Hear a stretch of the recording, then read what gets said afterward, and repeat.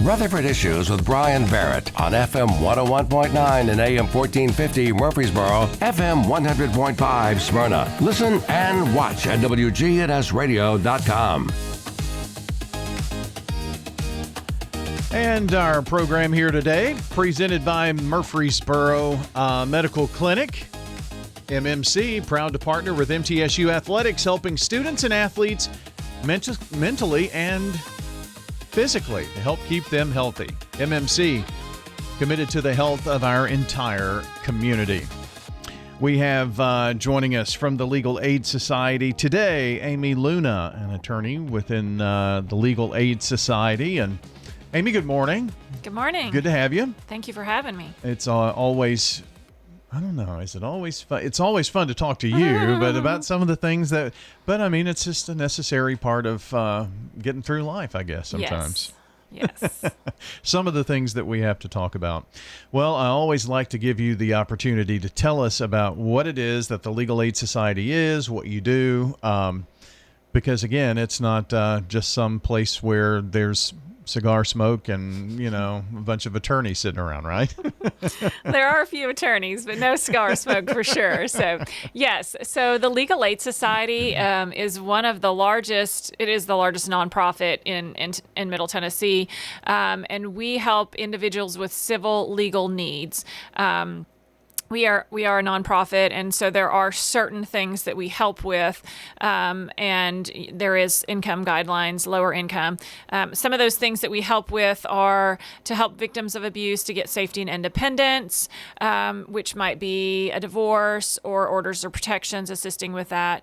We also help with people who are denied in like TennCare or Families First or TennCare or food stamps, help them to get those benefits back if they've been denied, or even just screen and let them know that they're eligible and maybe help them to obtain those benefits. Sometimes that can be very difficult for people to navigate, especially if they don't have computers or are maybe not as computer literate as some, because everything is becoming so computer-based now. We also do certain housing matters. We do some consumer matters, some tax. We also help seniors. We have done a few clinics for powers of attorneys in Cannon County and Rutherford County at some of the senior centers, and we've got a couple of those coming up this summer. So check with your local senior center if that's something that you need help with. But we also do certain reentry work, and that's kind of what I wanted to focus on today, and maybe dig a little deeper about what we can do in that area. Okay. The word expungement, it doesn't seem like it really fits. The word fits what it actually is, right? But maybe kind of give us an overall idea of what that is, and then we're going to dive into it a little bit more. Yes. So expungement is to kind of wipe clear or take away. If you have ever been charged criminally with anything, whether it was dismissed or you pled guilty or some nolle prosequi or some other words that are thrown out there, it's still on your record unless you expunge it. And that requires filing a petition and with the court to get it to come away. So even if you were found not guilty, it's going to still be on your record unless you do something about that. And that can affect people in various ways. It may affect you in getting employment. Even though you were not convicted of that, it's still on your record. It maybe puts things in people's minds. It could affect your housing. There are certain records, even if you are convicted of it, that you can also get expunged and taken away off your record. There are a lot of rules and things that you have to apply for and fall under, but that can also be done. People make mistakes sometimes when we're young Sure. and dumb and we haven't quite, thought things through. You might have something that happens that you're not very proud of, but then people can change, and having those things removed from your record can help you with employability, housing, and even just your mental state. One of the first expungement cases that I worked on was like a 30-year-old drug marijuana conviction or possession. It was just something very minor, and he'd had it for 30 years and hadn't had anything else happen since then.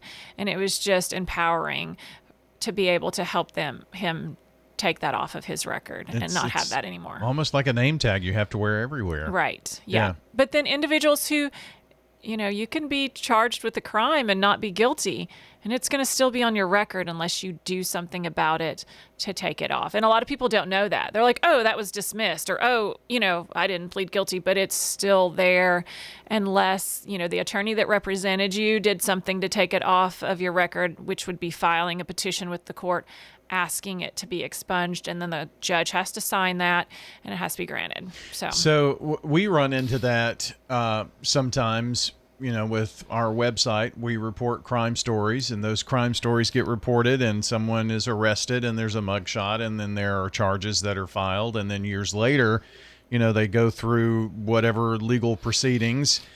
Maybe there was some type of agreement, a plea agreement, or the charges were dismissed, or even a jury found not guilty. Correct. But that still pops up. It's still there unless you ask for it. So if someone does, goes to the court and gives your name and asks for any records, it's going to come back as being there. And it'll show that it was dismissed or found not guilty, but it's still there. And we also tell folks, once we get the orders back, you keep that order. Always keep that order, because once it's expunged, then there's nothing with the court showing that it's been expunged. But sometimes third-party reporting agencies, they will have that information. So then if you do a background check and it shows up, you've got that order of expungement to show that agency, take this off. You cannot be reporting this anymore. So it's important, once you get the expungement, that you keep that document with your important papers, just like you would your Social Security card, your birth certificate, so that you can then, if it shows up on third-party things, you can ask for it to be removed. Yeah, that's important. And I've got so many things to ask you now that it's the mind's turning. But one of those being that this is something that could follow you for forever. Yes. You're applying for a job. What's the first place an employer is going to go when they're searching for this employee that lives at this address, and that's something that pops up, right? Correct. And so it could be that then that person is maybe not considered for before even knowing the information about it. So, right. I mean, just being there, this expungement is a pretty big deal. Yes. Yeah, it's important, and a lot of people don't know that it's still showing on their records until they go for that job and interview, or maybe apply for housing, and then they're told, well, you know, and they may tell them, you've had this on your record. We can't employ you. So, but it's good for people to run background checks on themselves and see what shows up. Sure. Yeah, absolutely. That makes a lot of sense. We run into this sometimes with, well, this was what happened with the case. You know, if they're wanting us to, can you take this story down? Mm-hmm. Now, I think it's important for us all to remember that once something is online, it's online. Correct. So it's really hard to do a lot of things about that. And it's like, well, you get angry with us about that, but there's only so much you can do. But you also need to have a way, there's a burden of proof you need to bring along. You can't just say, well, this is what happened. Yeah. Right. And so having an order of dismissal, you know, and then again, like I said, once you do the expungement, to have, you know, have that to show, it's not going to take it offline when it was published through the newspaper. Those things are still out there. But it shouldn't show up in background checks. The clerk's office, when they're asked to give information on that person, it should no longer show there. And if it does, maybe that's something you need to reach out to Legal Aid about too, because if they're not redacting like they're supposed to and things like that. I'm sure paperwork has gotten lost a time or two before. Right. Yeah. And sometimes this process can be difficult. So if you are, you know, give us a call. Let us see if we're able to help you. Now, just keep in mind, you know, we serve 48 counties throughout Middle Tennessee. Rutherford County and Cannon County is Murfreesboro's office, you know, specific. You know, there's 360 1,000 people that are eligible for our services. So we can't help everybody direct representation, but we can maybe give you some advice. We also have clinics, and I wanted to kind of mention a clinic that we have coming up this summer. In Bedford County. It is an expungement clinic. So if you have charges or convictions in Bedford County, they're going to be doing this clinic on May the 2nd. You can go to our website to get information specifically about that clinic. Again, it's only for Bedford County. So if you have charges in Rutherford County, you're not going to be able to do that. It's specifically for things in Bedford County, but attorneys will be there. Your records will be pulled. They'll let you know whether or not your charges or convictions can be expunged. I think they're going to do just charges, though it's not convictions, but they could advise you whether or not the convictions, because to expunge a conviction, you have to go to court. It's more in depth than a charge. A charge, you file a petition, you don't have to go to court. But for convictions, it's a little bit more in depth. Either way you go, it's a bit of a process, isn't it? Certainly, yes. You have to fill out a petition for expungement. It has to be filed with the court. If it's been dismissed, it's not a conviction. Typically, the judges will look at it and sign it if it's eligible. But if it's a conviction, you'll have to be set for a hearing. The DA's office gets to look at that to see if it is eligible and whether or not they agree. But if it isn't eligible and there's not any things to argue about it, then you get a hearing set. You also have to pay $100 for conviction expunctions, and you have to go to the hearing. Yeah.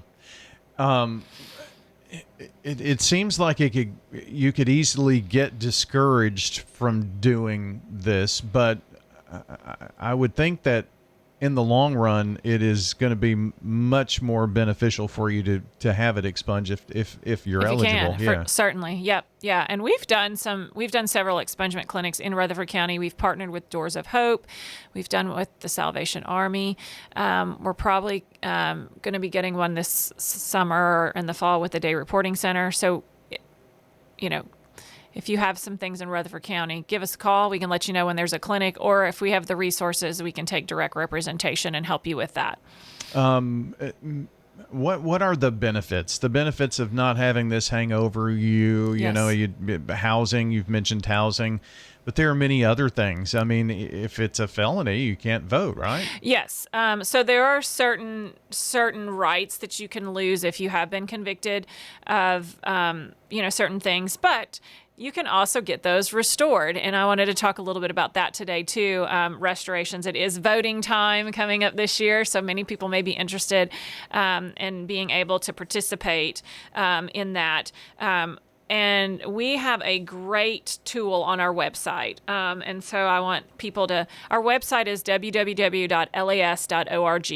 And on that website, on the self-help part, there is a Restore Your Rights tab, and there's a tool in there, and you can there's a video you can watch, and it'll tell you how to restore your rights, but also you can click in and you answer some questions, and it'll let you know whether you are eligible to restore your voting rights. And if so, it'll also help you fill out the forms that you need to file to restore your voting rights. So, when you lose rights, you lose the rights to vote, you lose the right to serve on a jury, the right to hold certain public offices, and sometimes owning firearms. And so, if you have served your sentence and your probation and your parole, that time has passed, you've paid your court costs, your restitution, all your fees,